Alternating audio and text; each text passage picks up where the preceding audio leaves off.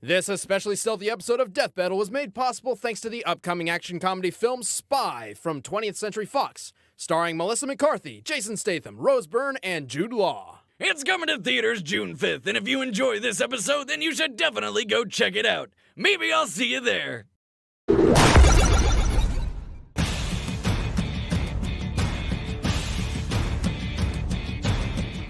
They are the government's best-kept secrets, masters of stealth, trained to kill in 100 different ways from the shadows or face-to-face.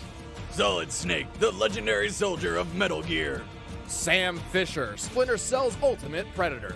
He's with an iron boomstick. And it's our job to analyze their weapons, armor, and skills to find out who would win a death battle. His name was simply David, and he had one clear purpose in life: become the successor to the greatest soldier who ever lived. Why? Because he was cloned from him. Strap in, ladies and gentlemen, this origin's a doozy. As a secret government project, David was created using eggs donated by a Japanese scientist and grown in the womb of a femme fatale spy along with 7 other would-be brothers. She was almost the original Octomom, except they scrambled 6 of them to somehow empower the remaining 2. According to prophecy, one of these twins would bring ruin to the world, while the other would save it. So that kind of works out. Born to be a soldier, he joined the Green Berets as a teenager, and later joined the CIA, the US Army, and finally the high-tech Black Ops group called Foxhound. Here, his deadly stealth techniques earned him his legendary codename, Solid Snake. While serving under this Special Forces unit, he received training from the very man he was cloned from, Big Boss. But on his very first mission for Foxhound, war itself changed. After infiltrating the military nation Outer Heaven to rescue a fellow agent, Snake uncovered plans for the creation of a gigantic walking weapon that can airmail a nuke to anywhere in the world. It was called Metal Gear. Despite being a Foxhound rookie, Snake destroyed the Metal Gear and discovered that Big Boss himself was apparently leading the enemy. After killing his own father, supposedly, Snake had had enough and entered early retirement. But since he had single-handedly destroyed a walking nuke shooter and the greatest soldier who ever lived, Snake became the next soldier of legend. Anytime a new Metal Gear showed up, Snake was pulled back into the fray, when all he really wanted to do was get drunk in Alaska and dog sled race with his 50 Huskies. Talk about living the dream. Yeah, Dinneron, the longest sled race in the world. When did you become a dog musher?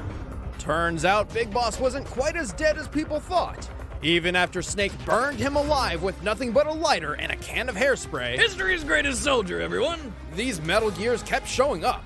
Soon, Snake was an expert at destroying these robotic behemoths.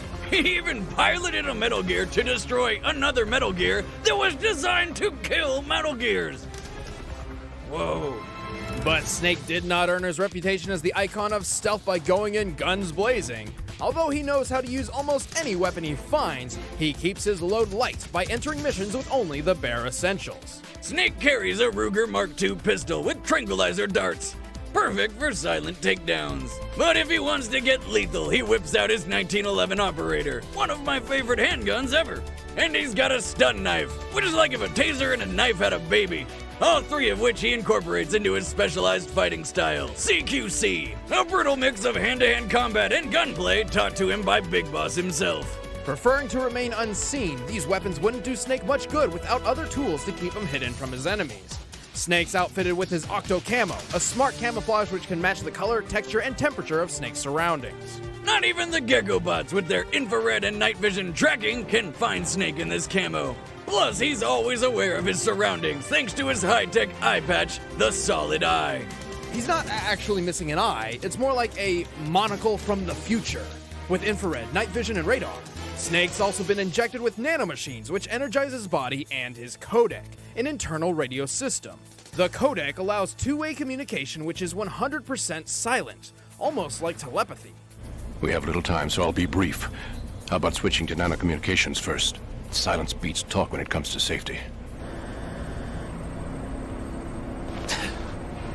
Feeding him info from the other side of the codec is his best friend, Otacon, a pathetic, cowering nerd with horrible bladder control.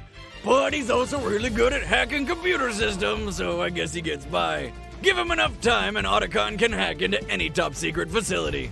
Apart from Big Boss, Snake has defeated cybernetic ninjas, psychics, his own twin, and of course several giant Metal Gears. He can wield a railgun as powerful as a tank with his bare hands, and once blew up an actual tank using nothing but a couple of grenades. And once he powered through a sealed hallway while being bombarded with microwaves and survived. Who throws microwaves at people? Come on! No, Boomstick, it's more like he was inside a giant microwave. My God, think of the size of a Hot Pocket you could make with that. Under the effects of microwaves, a normal man's skin would deteriorate within 2 to 3 seconds. Snake lasted more than 3 minutes. And any guy that can last 3 minutes is a goddamn stallion. Now I know why they call him Solid. But seriously, this guy is built Tonka tough. Though he's hardly perfect, his Octo Camo provides only light protection against knives and other weapons.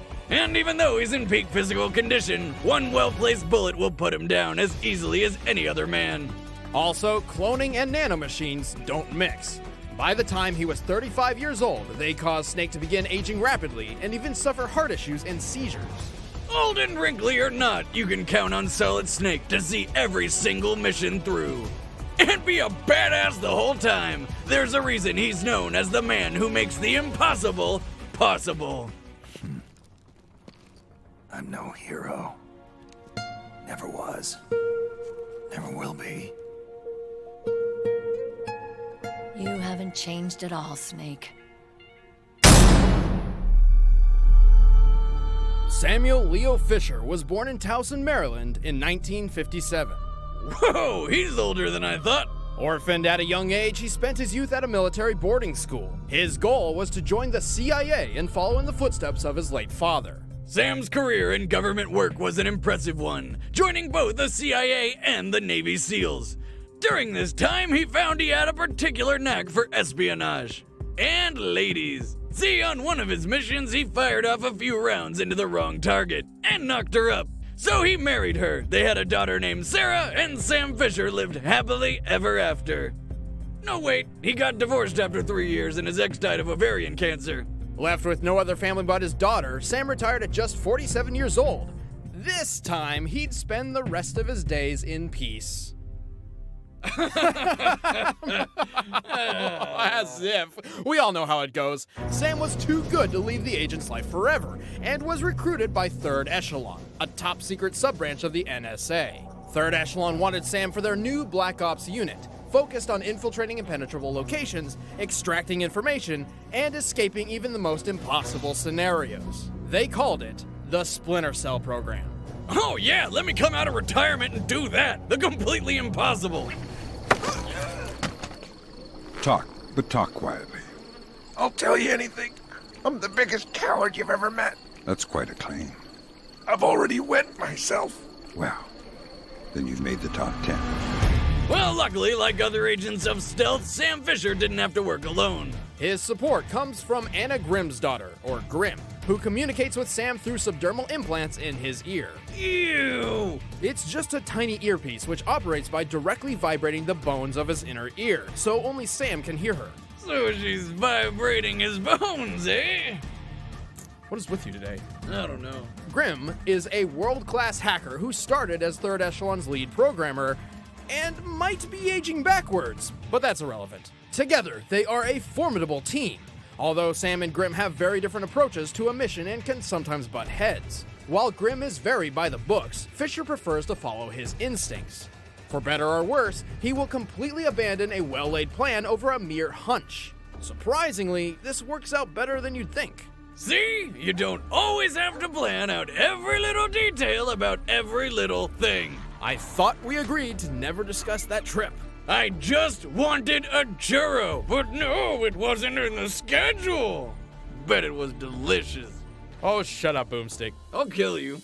Grimm directs Sam's movements, keeping him invisible on the field, along with the latest in stealth gear. He sports the Mark 8 Tactical Operations suit, a light diffusing black armor that's layered with Kevlar and Rhino plate to help protect against bullets. Along with a layer of Gore-Tex, a material that suppresses his heat signature to make him invisible to night vision. Speaking of night vision, Sam has that. And more! His multi-vision goggles come equipped with thermal vision, sonar, a zoom function, and even footprint tracking to ensure that Fisher can see you even if you can't see him. In fact, he's so stealthy that while he can track footprints left behind by others, his own trail is completely undetectable. Even by him! I'd say that he's the stealthiest man ever if it weren't for the 3 giant green lights coming off his head. Come on, dude. Common misconception. As obvious as they may appear, those lights are actually invisible to a normal human eye. Really? Well, that's too bad for his enemies because Sam excels at killing efficiently. While lurking in the shadows, he takes aim with his favorite pistol, the semi-automatic 5.7, a compact firearm that's perfect for silent, quick kills. And if someone manages to spot him, unlikely as it may be, Fisher is more than prepared to take them head-on with his SC-20K modular assault weapons system. This beaut is like the Swiss Army knife of guns. It has an assault rifle mode, shotgun mode, sniper rifle. Oh, she can be whatever you want her to be. Boomstick. What? Yeah, as versatile as she is, that's nothing compared to the amount of things she fires. Aside from bullets, the 20K can launch gas and EMP grenades, sticky shockers, rubber bullets, and even cameras which attach to the wall. After their titanium spikes anchor them in place, Fisher can use his built-in communications device, the OpSat, to monitor them. These cameras have night, thermal, and electromagnetic field vision. Sam's got so many ways to take on his opponents, it's hard to count all the impressive stuff he's done. He's carried out more than a dozen missions, went all Liam Neeson and rescued his daughter from kidnappers, and has even infiltrated the CIA itself. Which probably isn't easy. He has single-handedly prevented a Chinese invasion of Taiwan, foiled terrorist plans to destroy the world's oil supply, all of it. And when he discovered that Third Echelon was corrupt from within, he took it down by teaming up with Grimm to create Fourth Echelon.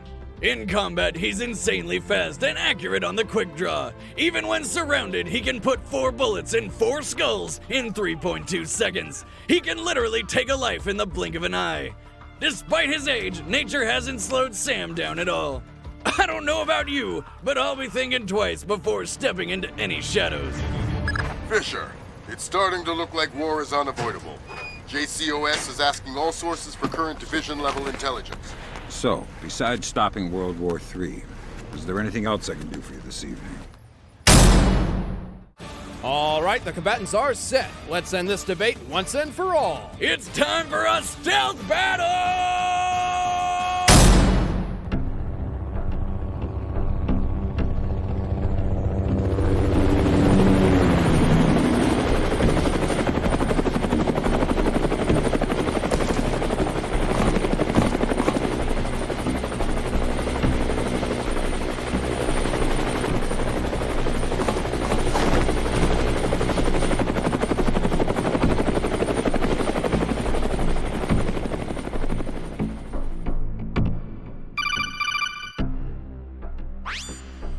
Okay, Snake, I've finished uploading the building schematics to your solid eye. The intel we need is inside. Should be a piece of cake, but there's one heat signature inside. Just one? Yeah, maybe everyone's out for a late night dinner. Thanks, Otacon. Piece of cake.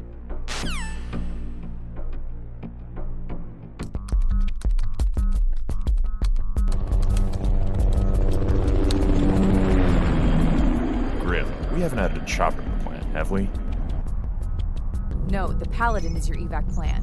Why? We've got a party crasher.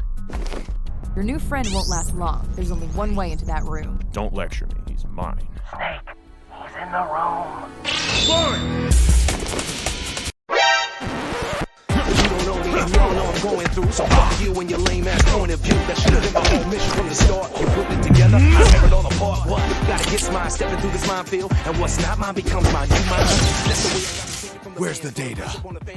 Wouldn't you like to know? Who the target is? You know I'm gonna finish it once I get it started. That's the way I gotta market it. Mercenary, making all your hearts sick, and I can turn you into parts quick.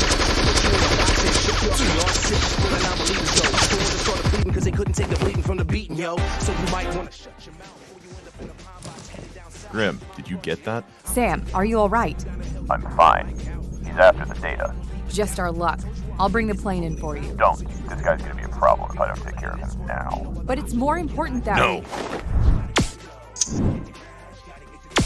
Trust me, Grim. I'm not alone. Somebody beat me to the intel and destroyed the source. Think he's with Praying Mantis? Raven Sword? If they're operating out here, it couldn't possibly be anyone we're familiar with. I'll start scanning radio frequencies to see if I can find any comm lines.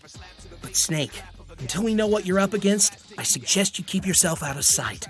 I've already got it covered. Please tell me it's not a cardboard box. Do I need to go over this again? The cardboard box is a very important tool for infiltration missions. It's ideal for fooling the enemy. Man, it ain't personal, it's just the only way I still can make a grand. Understand what I'm talking about? Get the picture of what this all about? It's time for you to walk it out. You don't want to be around when these dogs start barking out. You don't want to play the target. Snake, this is insane!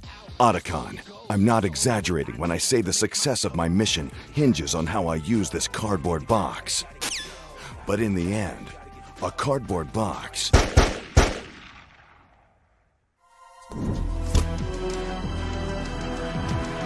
is only made of paper. Laughing at you, me. Everybody coming this way, I see. Stand tall, just so small and mean. Talking about enemy, I spoil the shit. This right here is strategy. Every move I make it green. I believe all on your knees. After the new opportunity. Those are the boys that's trying to fight. Time to die. Otacon, I've got the intel.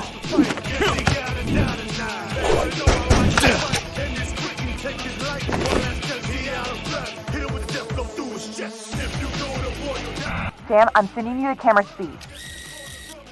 Whatever suit he's wearing is powered by electricity. Perfect.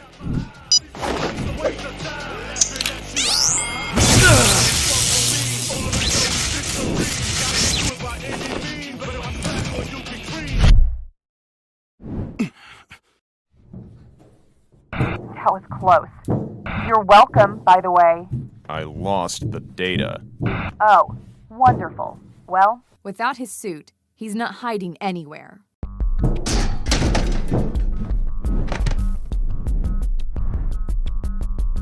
He's just behind that door. Go get it back, old man. This is too easy. What is that? I don't know. Somebody's interfering. Hello? Missing Holland? Who is this? Identify yourself. I'm Otacon. I'm impressed. Your security's pretty state-of-the-art. Not good enough, though. Sorry. What? How long have you been listening in? Long enough. But right now, Miss Grimm, I've got to shut you down. Ah! Sam! Sam, do you copy? Sam! Great. Are you there? Are you okay?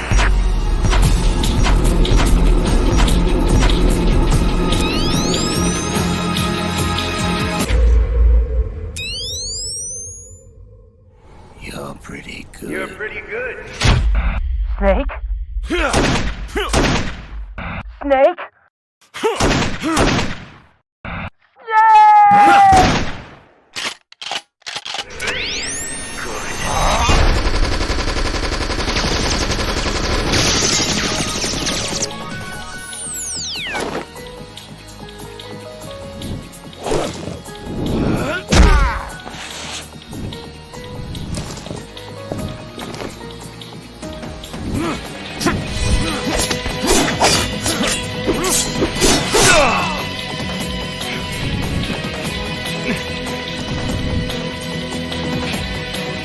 Gotcha.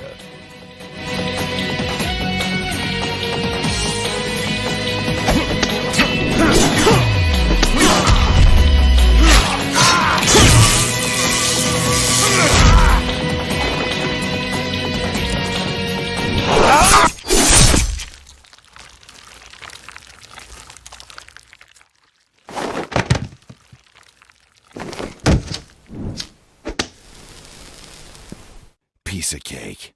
Heyo! Holy hell! Both Snake and Fisher were experts in their field. Snake may come second to Fisher's skills in silent assassination, but he far exceeds him in close quarters combat thanks to his specialized training. Even though Sam was a master of blending into the shadows, Snake's solid eye had no trouble tracking him down. What's more, Grimm's comm line has a history of being hacked into, while Snake's codec does not. But what about Snake's nanomachines and Solid Eye? Wouldn't they be disabled by the EMP blast? Actually, no. EMPs are comparable to microwaves in how they affect electronics. When Snake was bombarded by microwaves, his Solid Eye survived for 2 minutes of non-stop radiation, while his nanomachines remained intact throughout the entire experience. A single EMP grenade doesn't quite stack up to a hallway of microwaves. Even if he did lose his nanomachines somehow, he didn't need them to beat Sam. Overall, Snake has a counter for anything Fisher could throw at him and had the edge in close quarters combat, leaving this victory pretty straightforward. Poor Sam. This loss just kinda snuck up on him. Yeah, from the start, it was lights out for Sam. The winner is Solid Snake. Next time on Death Battle.